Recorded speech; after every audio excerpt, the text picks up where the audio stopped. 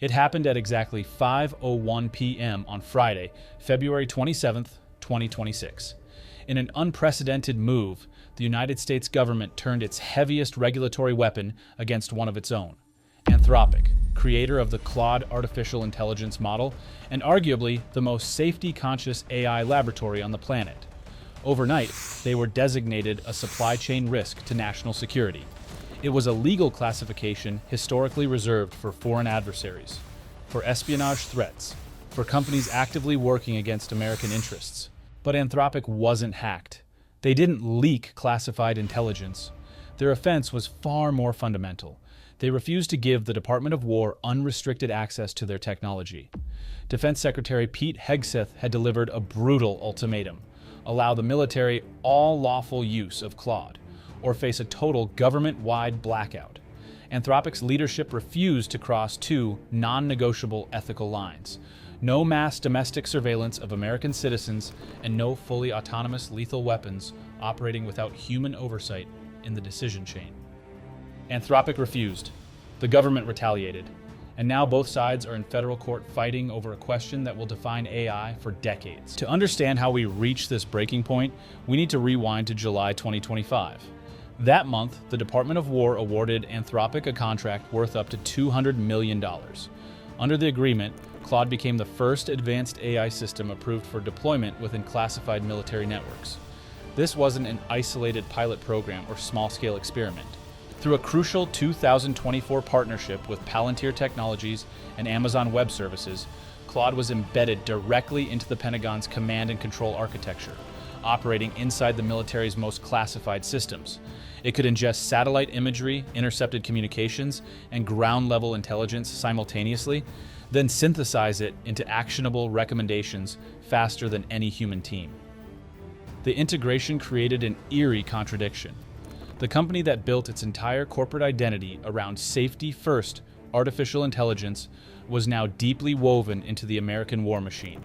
Anthropic's technology helped defense and intelligence organizations rapidly process and analyze vast amounts of complex data across multiple domains.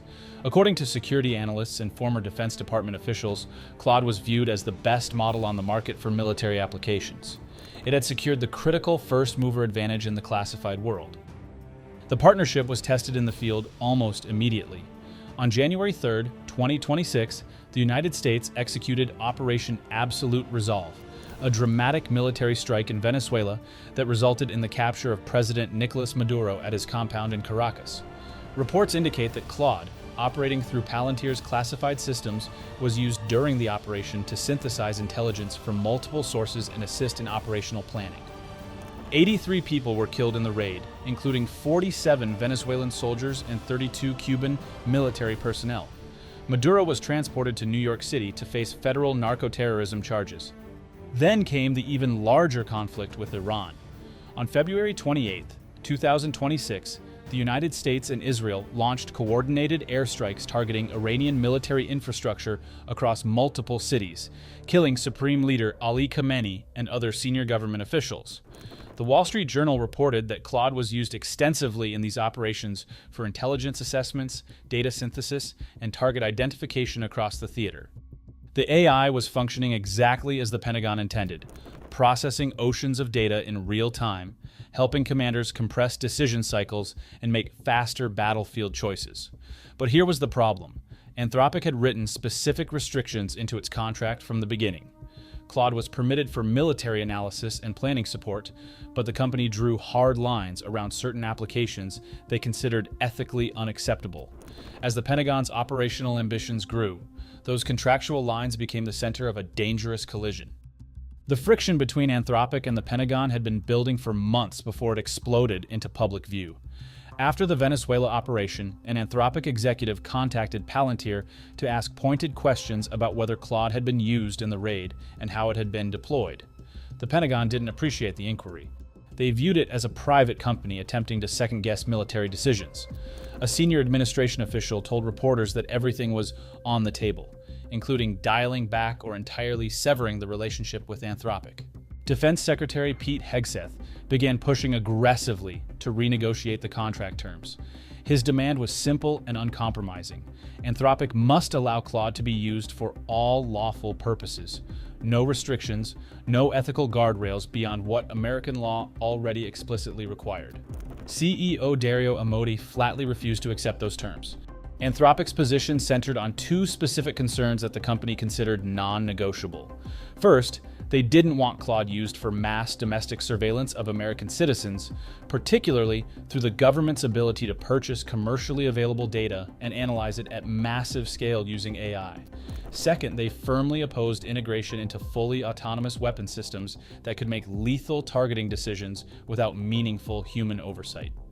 Amodei argued publicly that current AI technology simply wasn't reliable enough for such high-stakes applications, and that removing these specific safeguards could lead to catastrophic errors in active war zones. The Pentagon saw the situation very differently.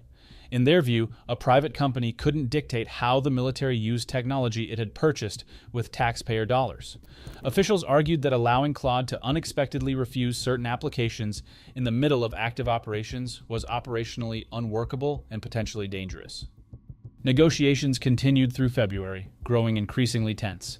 The Pentagon offered modified contract language that appeared to accept Anthropic's stated red lines. But according to sources familiar with the talks, the revisions contained carefully worded loopholes that would allow the government to effectively disregard those safeguards whenever officials deemed it necessary. Anthropic rejected the offer. On February 26th, Hegseth set a hard deadline, 5:01 p.m. the following day. Accept the Pentagon's terms or face serious consequences. Amodei's public response was defiant. "These threats do not change our position," he said in a statement. "We cannot, in good conscience, accede to their request." The deadline passed, and the government reached for a legal weapon originally designed to ban foreign enemies like Chinese tech giants from American networks. They turned it on an American company. The statute the government used was designed to protect national security supply chains from infiltration by foreign adversaries. It had been deployed against Chinese telecommunications giants like Huawei and ZTE to remove their equipment from American networks. It had been used to purge Russian cybersecurity software from federal computer systems. Never before in American history had this powerful legal weapon been turned against a domestic technology company. By officially designating Anthropic a supply chain risk, the government didn't just cancel a $200 million contract. The designation required any contractor, cloud provider, or vendor doing business with the United States military to sever all commercial ties with the company within a 6-month transition period. For a company valued at $380 billion and planning to go public, this was an existential threat. The ripple effects threatened partnerships with Amazon Web Services, Google Cloud, Microsoft Azure, Palantir Technologies, and hundreds of companies across the entire defense contractor ecosystem. The technology industry scrambled to fill the sudden void. Hours after the designation, OpenAI announced it had reached a deal to provide its own AI technology for classified networks.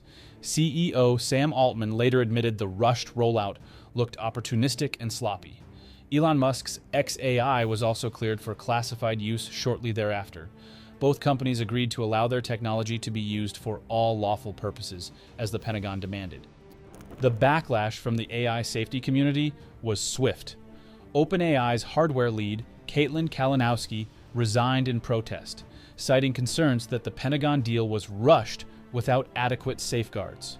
Surveillance of Americans without judicial oversight and lethal autonomy, without human authorization, are lines that deserved far more deliberation than they got, she wrote publicly.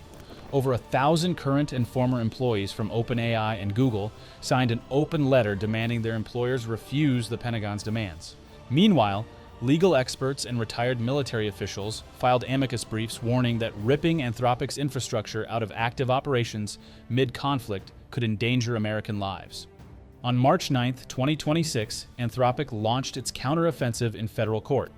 The company filed twin lawsuits in California and Washington, D.C., taking the extraordinary step of suing the Trump administration directly. Their legal argument strikes at fundamental constitutional questions about the relationship between government power and private enterprise. They claim the blacklisting is retaliation for protected speech. They argue that coding ethical restrictions into software is a form of expression, and that the government can't use national security laws to force a company to change what its technology will and won't do. The Constitution does not allow the government to wield its enormous power to punish a company for its protected speech. The lawsuit states, Anthropic turns to the judiciary as a last resort to vindicate its rights and halt the executive's unlawful campaign of retaliation. These lawsuits have set the stage for what could become a defining legal battle of this era. This is no longer simply a fight over a government contract. It is a confrontation over who ultimately controls the most powerful technology humanity has ever created. If Anthropic loses, it signals that the military establishment has successfully assimilated the AI revolution. It means that future frontier models will be built with backdoors for defense applications from the start.